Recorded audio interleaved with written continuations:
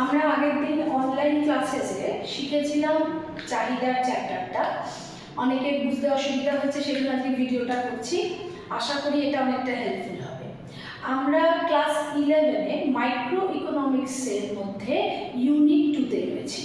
Unit 2 আমাদের 3টে চ্যাপ্টারের অ্যাকচুয়ালি কম্বিনেশন। একটা হচ্ছে চাহিদা, দেন যোগান এবং এদের স্থিতিস্থাপকতা, আর শেষের পার্টটা রয়েছে চাহিদা আর যোগানের ঘাত প্রতিঘাতের মাধ্যমে কোনো দ্রব্যের বাজার দাম স্থির করা। তো আমরা আজকে চেষ্টা করছি যোগান চ্যাপ্টারটা, ঠিক আছে? কিন্তু যোগানটা যখন আমরা পড়বো তখন আমরা চাহিদার সাথে কম্পেয়ার করে পড়বো, তাহলে আমাদের বুঝতে সুবিধা হবে। আজকের ক্লাসে আমরা যোগান সম্পর্কে পড়বো এবং চাহিদা আর যোগানের কোন কোন জায়গা থেকে আমাদের সামনে যে পরীক্ষা আছে সেমিস্টার 1, তাতে কী ধরনের প্রশ্ন আসতে পারে বা কোন জায়গায় আমরা গুরুত্ব বেশি দেব, কোন জায়গায় আমরা গুরুত্ব কম দেব, সবটাই আমরা শিখব। চলো শুরু করি যোগান। তো আমরা যখনই বলছি যোগান, তার মানে আমরা এখন নিজেদেরকে বিক্রেতা বলে মনে করবো। কেন না, বিক্রেতারাই কি হয়, দ্রব্য বাজারে যোগান দেয়। আমরা যারা অর্থনীতিতে যে মানুষরা রয়েছি তাদেরকে আমরা দুটো ভাগে ভাগ করে দিচ্ছি, একদল ক্রেতা, একদল বিক্রেতা। তার মানে একদল কিনছে, যা উৎপাদন হচ্ছে আমরা সেই শ্রেণীর মানুষ যারা কিনা সেই উৎপাদিত দ্রব্য বলো বা পরিষেবা বলো আমরা কিনে চলেছি। আরেকদল লোক হচ্ছে যারা কিনা আমরা যা কিনছি সেগুলো তৈরি করছেন, বিক্রি করছেন, তাদেরকে আমরা উৎপাদক বা বিক্রেতা বলি। তাহলে দেখা গেল চাহিদা পরে হচ্ছে ক্রেতারা আর যোগান দেয় বিক্রেতারা।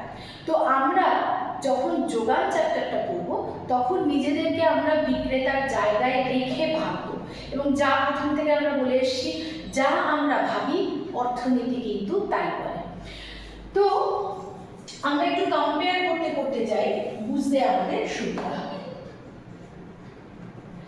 চাহিদা কথাটাকে যদি সহজে আমরা বলি, চাহিদা কথার মানে হচ্ছে কোনো ব্যক্তি কোনো একটা জিনিস বাজারে কিনতে যাচ্ছে, কিনতে গেলে তার পকেটে যে পরিমাণ টাকা আছে এবং সে যদি সেই টাকা দিয়ে ওই জিনিসটা কিনতে চায়, তবে তাকে আমরা চাহিদা বা মূলত কার্যকরী চাহিদা বলি। তাহলে কার্যকরী চাহিদা বলতে আমরা যেটা বুঝিয়েছিলাম সেটা হচ্ছে কেনার ইচ্ছা। সহজ ভাষায় বললে সেটাকে কেনার ইচ্ছা বলবো, বা ভালো ভাষায় বললে বলবো ক্রয় ক্ষমতা। তো আমাদের কেনার ইচ্ছা থাকতে হবে বা ক্রয়ের ইচ্ছা, আর তার সাথে কেনার মতো ক্ষমতা বা ক্রয়ের ক্ষমতা যদি আমরা থাকে, তাহলে সেটাকে আমরা বলবো কার্যকরী চাহিদা।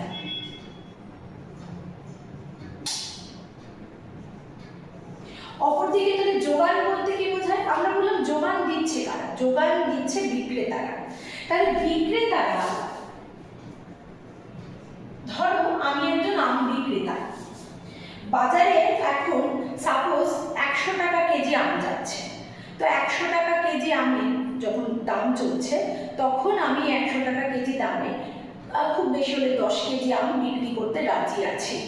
তাহলে এই 10 কেজি আম যেটা একজন বিক্রেতা হিসাবে আমি বিক্রি করতে রাজি আছি, সেটাকে আমরা বলছি যোগান। তাহলে যোগান হচ্ছে বিক্রেতা বাজার দামে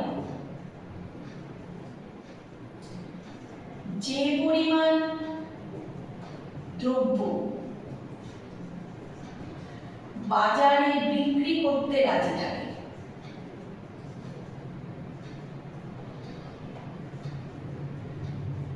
তাকে যোগান বলে।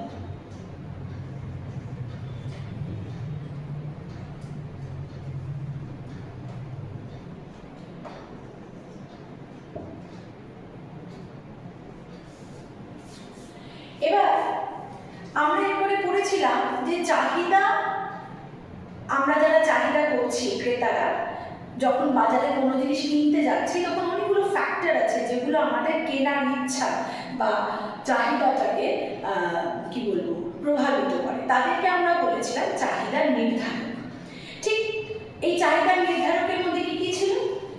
প্রথম যে চাহিদার নির্ধারক ছিল, যার উপরে চাহিদা নির্ভর করে, যেটা আমরা বলি চাহিদার মূল নির্ধারক, সেটা হচ্ছে দ্রব্যের দাম বা প্রাইস। দ্রব্যের দাম বা প্রাইস।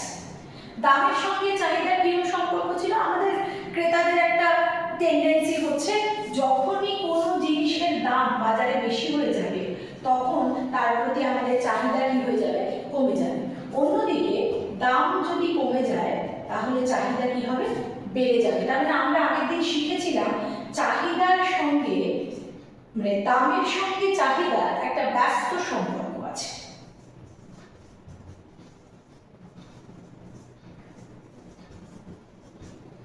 কিন্তু যদি আমরা যোগানকে দেখি তাহলে আমরা বিক্রেতাদের গল্পটা কি?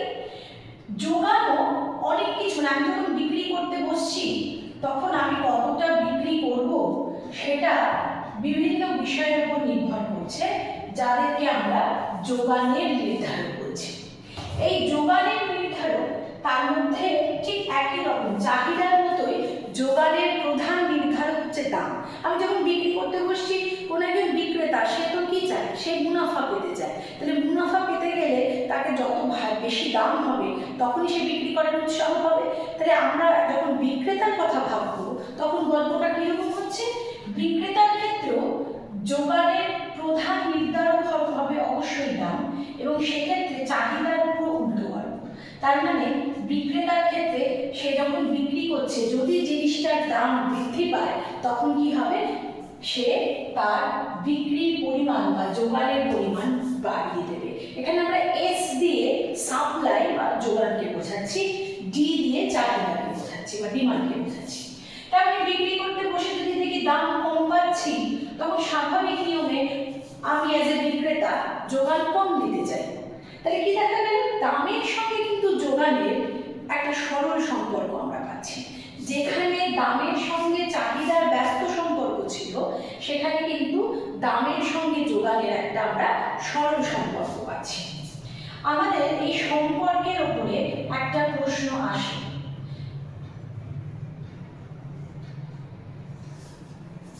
অবশ্যই এটা খুব ইম্পর্টেন্ট জায়গা। চাহিদার ক্ষেত্রে দামের সঙ্গে চাহিদার ব্যস্ত সম্পর্ক লক্ষ্য করছি, অন্যদিকে যোগানের ক্ষেত্রে দামের সাথে যোগানের কিন্তু আমরা সরল সম্পর্ক লক্ষ্য করছি।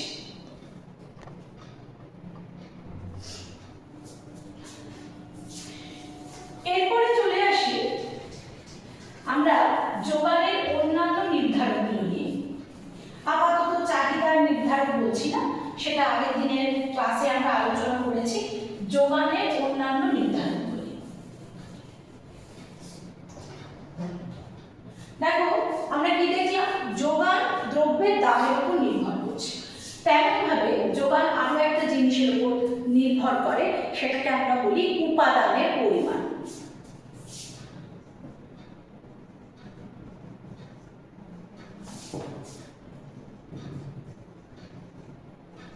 উপাদানের পরিমাণ। উপাদান বলতে কি বোঝায়? আমরা যারা উৎপাদন চ্যাপ্টারটা এর আগে পড়েছি আমরা জানি উপাদান হচ্ছে যাদেরকে ব্যবহার করে উৎপাদক উৎপাদন করছে। এবার প্রশ্ন হচ্ছে উৎপাদক কাদেরকে ব্যবহার করে উৎপাদন করে? যে কোনো জিনিস আমরা তৈরি করতে চাই না কেন আমাদের চারটে জিনিস লাগছে: জমি, শ্রম, মূলধন আর সংগঠন। এই যে জমি, শ্রম, মূলধন, সংগঠন, এদেরকে আমরা উপাদান বলি। এবার এই উপাদান তো আর কেউ ফ্রি, ধরো আমি আজকে একটা মোমোর দোকান খুললাম, আমার একটা জায়গা লাগবে, একটা দোকান ঘর ভাড়া নেবো, আমি কিছু শ্রমিক নেবো যারা পরিশ্রম করবে, এটা কি কেউ বিনা পয়সায় হবে? হবে না। আমাদেরকে কি করতে হচ্ছে? এদেরকে কিনতে হচ্ছে, এবং এদের পরিমাণ, ধর আমার দোকান যদি একটা জায়গায় দুটো হয়, আমার কাছে যদি 100 জন জায়গায় 200 জন কাজ করে, তাহলে অবশ্যই আমার উৎপাদিত দ্রব্যের পরিমাণ কি হবে? বাড়তে থাকবে। তো সেই জন্য আমরা বলছি উপাদানের পরিমাণের উপর যোগান বৃদ্ধি পায়। কিভাবে বৃদ্ধি পায়? উপাদানের পরিমাণ যদি বেড়ে যায় তাহলে তার রেজাল্টে কি হবে? উৎপাদন বেড়ে যাবে, তার রেজাল্টে কি হবে? যোগান বেড়ে যাবে। এই এসএস হচ্ছে সাপ্লাই বা যোগান। তাহলে যোগান দেখা গেল কি উপাদানের পরিমাণ যদি বাড়তে থাকে তাহলে যোগান কিন্তু বাজারে বাড়বে। 3 নম্বর হচ্ছে উপাদানের বাজার দাম।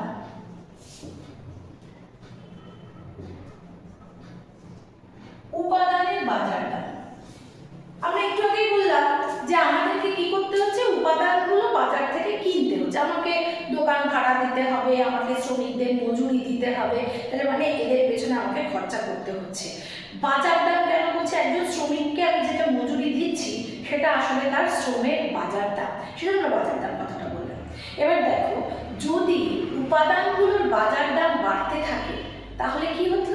আমার উৎপাদন করার জন্য যে খরচ সেটা বাড়বে বা উৎপাদন ব্যয় বাড়বে। তাহলে আমরা সবসময় বলেছি, আমরা যারা অর্থনীতি নিয়ে পড়াশোনা করছি বা অর্থনীতির কথা ভাবছি, আমরা কিন্তু প্রত্যেকেই রেশনাল পিপল মানে আমরা যথেষ্ট বুদ্ধিমান মানুষ। তো সেক্ষেত্রে যদি আমাদের খরচ বৃদ্ধি পায়, তাই উৎপাদক কি এত বোকা? সে যখন খরচ বেড়ে যাবে সে কি তখন বেশি করে উৎপাদন করবে? কখনোই না, সে তখন কিন্তু উৎপাদনের পরিমাণ কমাতে থাকবে। যখন উৎপাদন করতে খরচ কম হবে তখন সে বেশি করে উৎপাদন করবে। তাহলে কি দেখা গেল? যদি উপাদানের বাজার দাম সেটা যদি বৃদ্ধি পায়, তার কারণে কি দেখা যাচ্ছে? উৎপাদন ব্যয় বৃদ্ধি পাচ্ছে। যেহেতু উৎপাদন ব্যয় বৃদ্ধি পেল, এর রেজাল্টে উৎপাদন কি হবে? উৎপাদন কমবে। উৎপাদন কমলে যোগান বা সাপ্লাই কি হবে? কমবে। আচ্ছা, আমাদের এই রিলেশনের উপর কি কোনো প্রশ্ন আসে? মূলত আমাদের রিলেশনটার উপর খুব একটা প্রশ্ন আসে না, বা নির্ধারক বলে হয়তো অনেক সময় দিতে পারে যে যোগানের নির্ধারক কোনটি বলে 4টে অপশন দিল। তুমি যদি এই নামগুলো মনে রাখো তাহলে তার মধ্যে সঠিক আনসারটা তুমি খুঁজে পেলে, বা কোনটা নির্ধারক নয় বলতে বললো, তখনও আমরা কিন্তু এর মধ্যে থেকে খুঁজে পেতে পারবো যে কোনটা নির্ধারক বা কোনটা নির্ধারক নয়। সেই জন্য কিন্তু আমাদের এটা মনে রাখতে হবে। 4 নম্বর আসে প্রযুক্তি। যে কোনো দ্রব্য বা পরিষেবা উৎপাদন করার একটা পদ্ধতি আছে, এই পদ্ধতিটাকে আমরা মূলত বলি প্রযুক্তি। প্রযুক্তি মানেই যে খুব হাইটেক ব্যাপার সেটা কিন্তু না, এটা হচ্ছে পদ্ধতিটা। তো দেখো, যদি পদ্ধতি উন্নত হয়, লাইক একটা এক্সাম্পল দিই, আমরা তোমার লাঙল দিয়ে মাটি চাষ করতে পারি, মানে জমিতে চাষ করতে পারি। আবার এর আধুনিক পদ্ধতি বা প্রযুক্তিগত যদি উন্নতি হয় তাহলে আমরা লাঙলের বদলে ট্রাক্টর ইউজ করি। এবং কি দেখা যায়, লাঙল দিয়ে চাষ করলে যতটা উৎপাদন হচ্ছে তার তুলনায় ট্রাক্টর দিয়ে চাষ করলে বেশি উৎপাদন হচ্ছে। তার মানে আমরা যদি প্রযুক্তিগত উন্নয়ন করি বা প্রযুক্তিগত উন্নয়ন হয় তাহলে উৎপাদন বাড়বে। উৎপাদনের সঙ্গেই যোগান সম্পর্কযুক্ত, তাহলে উৎপাদন বাড়লেই যোগান বাড়বে। সেজন্য তৃতীয় পয়েন্ট হচ্ছে প্রযুক্তিগত উন্নয়ন যদি হয় তার রেজাল্টে উৎপাদন বাড়ছে, তার রেজাল্টে যোগান বাড়ছে। ফাইনালি লাস্ট, ফার্মের সংখ্যা বা বিক্রেতার সংখ্যা। বাজারে বিক্রেতা বা ফার্মের সংখ্যা যত বাড়বে তত কি হবে? যোগান বাড়বে। যেমন একটা বাজারে 1জন বা 2জন আম বিক্রি করলে যতটা আমের সাপ্লাই হবে, 100 জন যদি বিক্রি করে তাহলে আমের সাপ্লাই বাড়বে। তাহলে কি দেখা গেল? ফার্মের সংখ্যা যত বাড়ছে যোগান তত বাড়ছে। তাহলে মোটামুটি এই কটা পয়েন্ট মনে রাখলে আমাদের চলবে, যে যাদেরকে আমরা যোগানের নির্ধারক বলে বলছি, অর্থাৎ যোগানের পরিমাণ যাদের উপর নির্ভর করছে।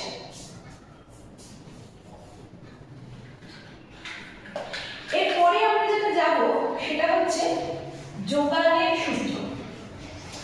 আমরা নিশ্চয়ই মনে আছে একটা চাহিদার সূত্র করেছিলাম, ঠিক তেমনি একটা যোগানের সূত্র। যোগানের সূত্র কি বলছে? আমাদের চাহিদার সূত্র কি বলেছিল? আমরা যদি চাহিদার সূত্রকে একদিকে লিখি আর একদিকে যোগানের সূত্র লিখি তাহলে বুঝতে সুবিধা হবে।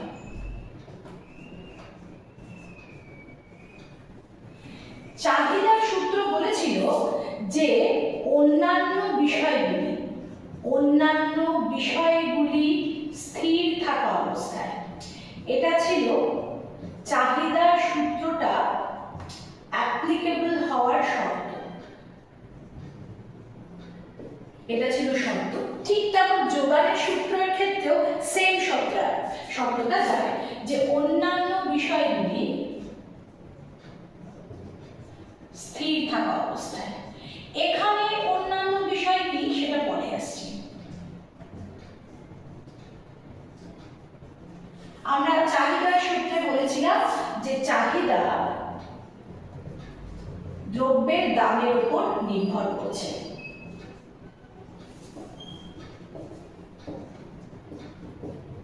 এবং দাম যদি বেড়ে যায় তাহলে চাহিদা কমে যাবে, দাম কমে গেলে চাহিদা বেড়ে যাবে। এইটাকে আমরা চাহিদার সূত্র হিসেবে বলেছিলাম। এখানে যোগানের সূত্রে কি হবে? যোগানের সূত্রে অন্যান্য বিষয় স্থির থাকা অবস্থায় আমরা একই রকম ভাবে বলবো যে কোনো দ্রব্যের যোগান দ্রব্যের দামের উপর নির্ভর করছে।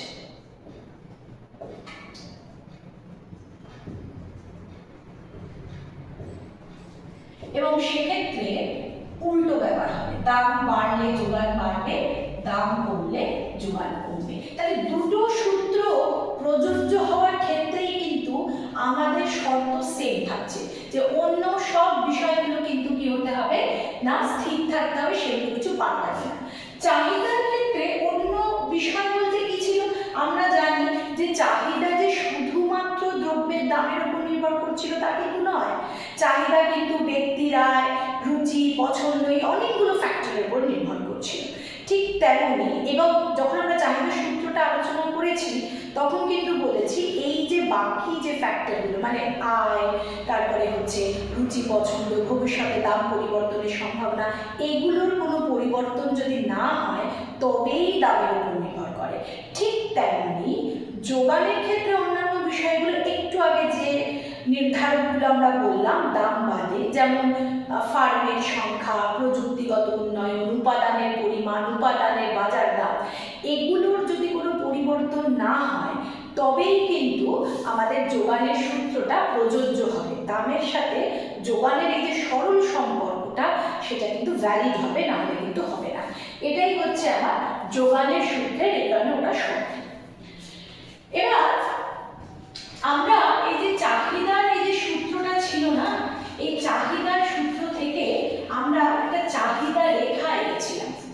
আমরা দেখেছিলাম চাহিদার সূত্রে দামের সাথে যোগানের দামের সাথে চাহিদার একটা ব্যস্ত সম্পর্ক রয়েছে।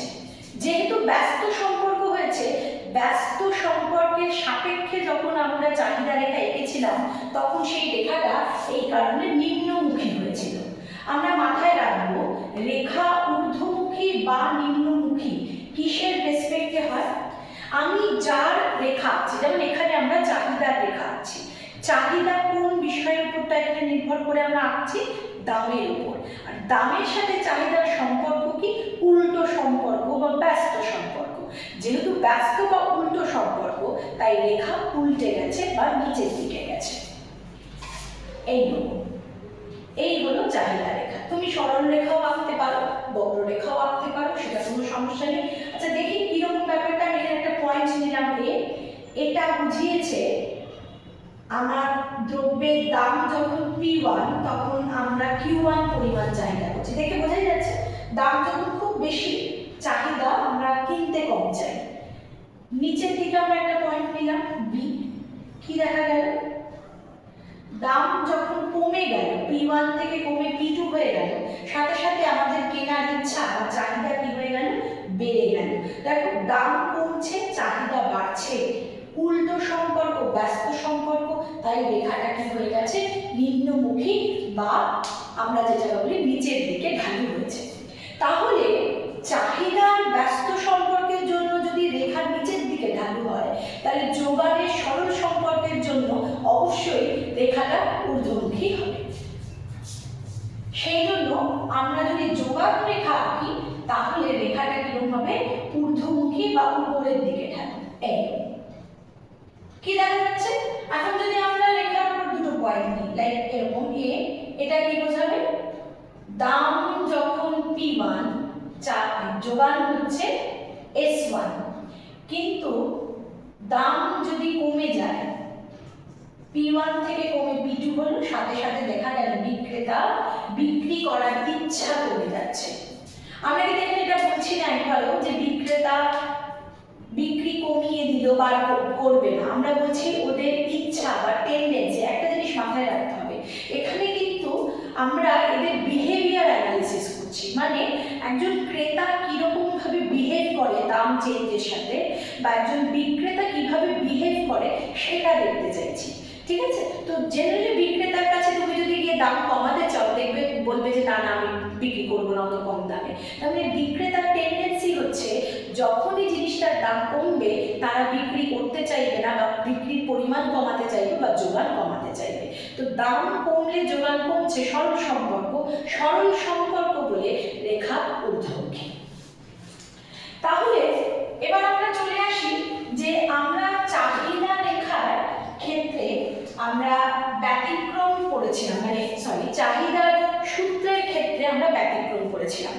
কি ব্যতিক্রম ছিল?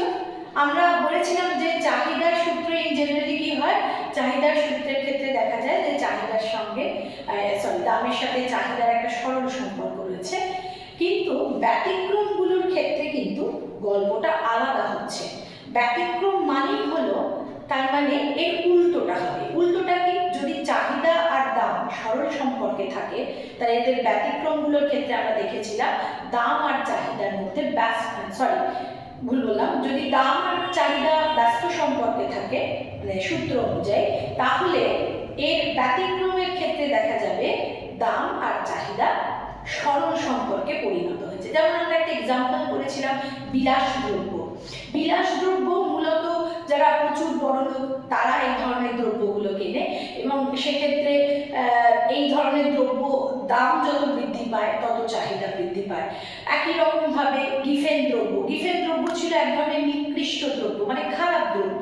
সেই খারাপ দ্রব্যে যদি দাম কমতে থাকে আমাদের মনে হয় কি ওটা আরো খারাপ হয়ে গেল, তখন আমরা তার চাহিদা কমিয়ে দিই। তাহলে দেখো এই সবকটা ক্ষেত্রে, বা ধরো নেশার দ্রব্য বা মাদক দ্রব্য, যারা মাদক দ্রব্য সেবন করেন তাদের ক্ষেত্রে কি হচ্ছে, যতই দাম বাড়ুক না কেন এদের কিন্তু চাহিদা কোনোদিনও কমে না। তাহলে এই ধরনের ব্যতিক্রমগুলো কিন্তু আমরা সমাজে দেখতে পাই, যে ক্ষেত্রে চাহিদার সূত্রটা কিন্তু অ্যাপ্লিকেবল হচ্ছে না, এবং সেই ক্ষেত্রে কি দেখা যাচ্ছে যে আমাদের যে চাহিদা রেখা ব্যতিক্রমের ক্ষেত্রে ঊর্ধ্বমুখী হচ্ছে। একটা জিনিস মাথায় রাখবে, এটা খুব কমন একটা কোশ্চেন আসে যে গিফেন দ্রব্যের ক্ষেত্রে বা বিলাস দ্রব্যের ক্ষেত্রে বা মাদক দ্রব্যের ক্ষেত্রে চাহিদা রেখা দেখতে কেমন। তাহলে যখন আমরা ব্যতিক্রম করছি, চাহিদার সূত্রের ব্যতিক্রম, তখন কিন্তু আমাদের চাহিদা রেখাটা উল্টে যাবে, মানে ঊর্ধ্বমুখী হবে। এক্ষেত্রে যত দাম বাড়বে তত চাহিদা বাড়বে বলে দেখাবে, আর যত দাম কমবে চাহিদা তত কমবে বলে দেখানো হবে। সেই জন্য রেখা ঊর্ধ্বমুখী হবে। তাহলে যোগানের যেমন সূত্র রয়েছে, তাহলে একই রকম ভাবে যোগানের সূত্রের ব্যতিক্রম রয়েছে। যোগানের সূত্রের ব্যতিক্রম কোথায় কোথায় দেখা যায়, একটা এক্সাম্পল দিই। মূলত কৃষিজাত দ্রব্য যেটাকে আমরা বলি বা কৃষিজ দ্রব্য বলি, এই কৃষিজ দ্রব্যের যোগান কিন্তু সবসময় দামের সঙ্গে ডিপেন্ড করে না। কেন না, কৃষিজ দ্রব্যের উৎপাদন অনেকটাই প্রকৃতির উপর নির্ভর করে বা আবহাওয়া বা জলবায়ুর উপর নির্ভর করে। কখনো অতি ফলন হতে পারে, কখনো কম ফলন হতে পারে। তো সেক্ষেত্রে দাম বাড়লেই যে যোগান বাড়ানো যাবে তা কিন্তু সম্ভব হয় না, বা দাম কমে গেলে যে যোগান কমিয়ে দেওয়া যাবে তা কিন্তু সম্ভব হয় না। তার মানে আমরা যোগানের সূত্রের যদি আজকে ব্যতিক্রম করি, তাহলে তার মধ্যে প্রথম ব্যতিক্রমটা হচ্ছে কৃষিজাত দ্রব্যের যোগান। মাথায় রাখতে হবে, তাহলে কৃষিজাত দ্রব্যের ক্ষেত্রে যোগান রেখাটা দেখতে কেমন? কৃষিজাত দ্রব্যের ক্ষেত্রে যোগান রেখাটা মূলত উলম্ব হয়ে থাকে, কারণ যোগান একটা স্টেজের পরে কি হচ্ছে, ফিক্স থাকছে, যোগানটা কিন্তু বাড়ানোও যাচ্ছে না কমানোও যাচ্ছে না। ঠিক আছে, যোগান কিন্তু ফিক্স থাকছে, যে উলম্ব আকৃতির হয়ে থাকে। যোগান রেখা উলম্ব আকৃতির হয়ে থাকে।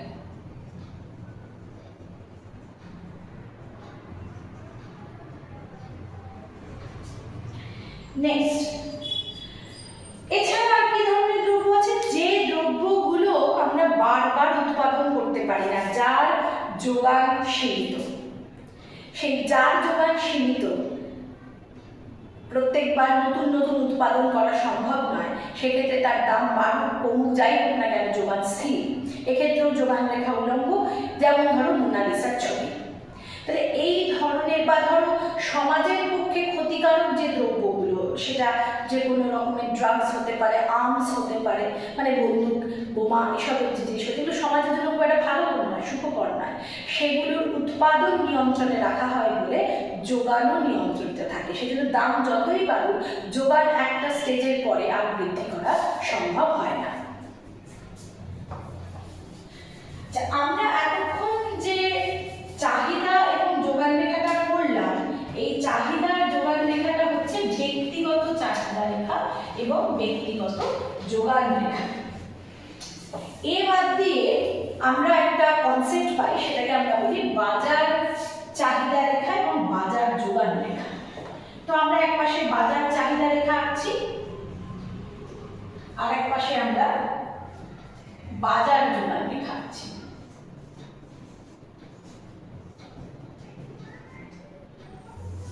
আচ্ছা, বাজারে চাহিদা রেখা কি করে আঁকবো? না, বাজারে চাহিদা বলতে বোঝায় বাজারে যতজন ক্রেতা আছে সবাই মিলে মোট যতটা কিনতে চাইছে সেটাকে আমরা বলছি বাজার চাহিদা। তাই সেরকম একই রকম ভাবে বাজারে যতজন বিক্রেতা আছে তার নির্দিষ্ট দামে যতটা তারা বিক্রি করতে চাইছে সেটা হচ্ছে বাজার যোগান। তাহলে এই কনসেপ্ট অনুযায়ী বাজার চাহিদা রেখা কি হবে? বাজার চাহিদা রেখা হবে ব্যক্তিগত চাহিদা রেখাগুলির অনুভূমিক যোগফল। ব্যক্তিগত চাহিদা রেখাগুলির অনুভূমিক, অনুভূমিক মানে পাশাপাশি যোগফল, অনুভূমিক যোগফল।